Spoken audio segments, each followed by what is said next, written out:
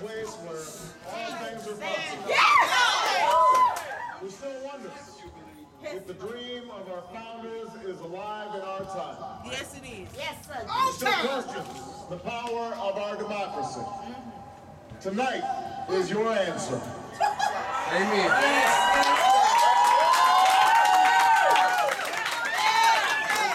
The answer told by lines that stretched around schools and churches You got that right, in baby. numbers this nation has never seen. Jesus. By people who waited 3 hours and 4 hours, many for the first time in their lives, because they believed that this time must be different. Yes. That their voices could be that difference. That's right. It's the answer spoken by young and old, rich and poor, Democrat and Republican, black, white, Hispanic, Asian, Native American. Americans who sent a message to the world that we have never been just a collection of individuals or a collection of red states and blue states. We are and always will be the United States.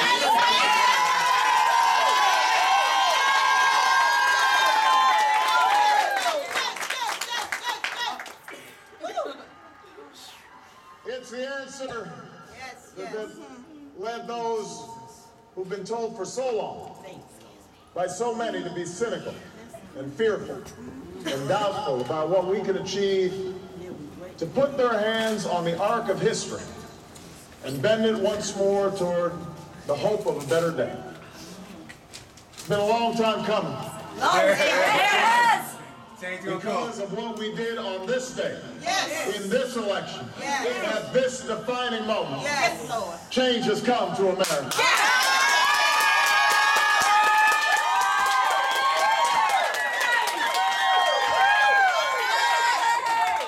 A little bit earlier this evening, I received an extraordinarily gracious call from Senator McCain.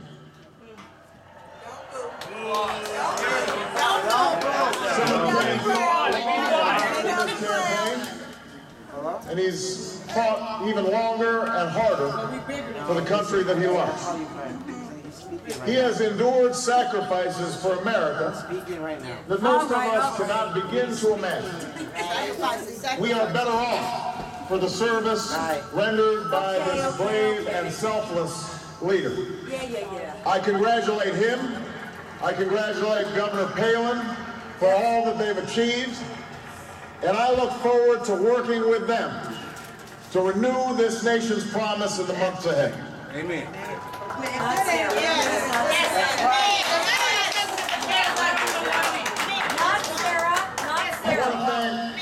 my partner in this journey, a man who campaigned from his heart and spoke for the men and women he grew up with on the streets of Scranton and rode with on the train home to Delaware, the Vice President-elect of the United States, Joe Biden.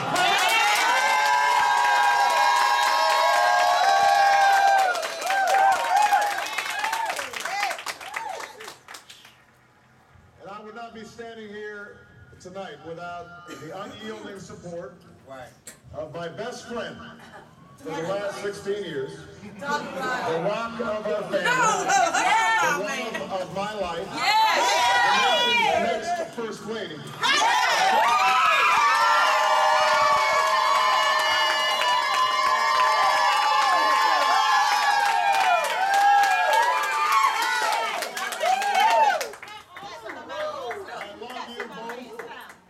More than you can imagine. And you have earned the new puppy that's coming with us to the White House.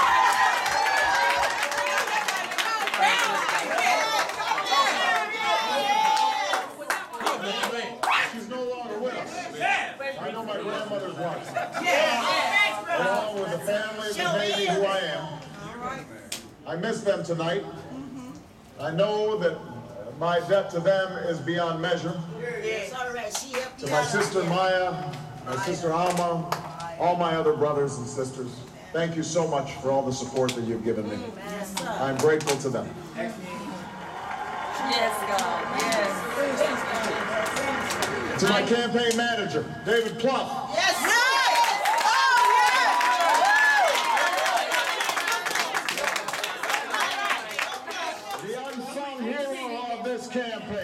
The best political campaign, I think, in the history of the United States.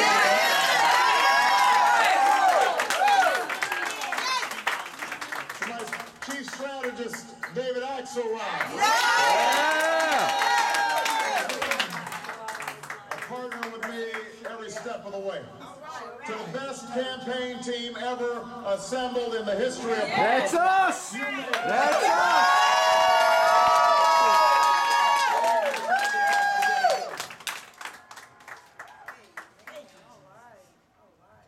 But above all, I will never forget who this victory truly belongs to. It belongs to you. It belongs to you. I was never the likeliest candidate for this office. We didn't start with much money or many endorsements. Our campaign was not hatched in the halls of Washington. It began in the backyards of Des Moines, the living rooms of Concord, and the front porches of Charleston. It was built by working men and women who dug into what little savings they had to give $5, $10, and $20 to the cause. It grew strength from the young people who rejected the myth of their generation's apathy, who left their homes and their families for jobs that offered little pay and less sleep. It grew strength from the not-so-young people who braved the bitter cold and scorching heat to knock on doors of perfect strangers. And from the millions of Americans who volunteered and organized and proved that more than 2 centuries later, a government of the people, by the people, and for the people has not perished from the earth. This is your victory.